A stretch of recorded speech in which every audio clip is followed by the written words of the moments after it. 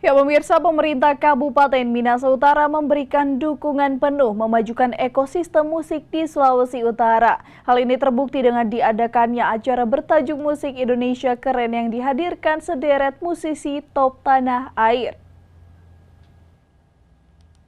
Dalam rangka memeriahkan Hari Musik Nasional ke-20, Dewan Pimpinan Pusat Persatuan Artis Penyanyi, Pencipta Lagu, dan Pemusik Indonesia atau disingkat PAPRI menggelar acara bertajuk Musik Indonesia Keren pada Selasa 11 April 2023 bertempat di JG Center Kabupaten Minahasa Utara.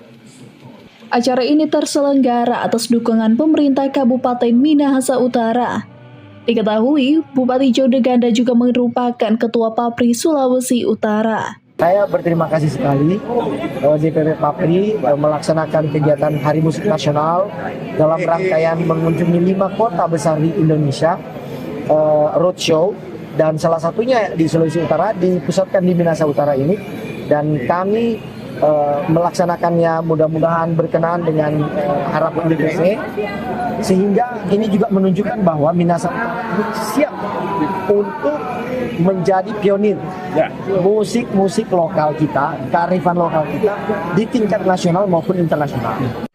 Turut hadir sejumlah musisi ternama tanah air seperti Once Mekel, Andrea Hehanusa, dan Dwiki Darmawan. Acara ini juga menampilkan kolaborasi musik modern dan tradisional seperti kolintang.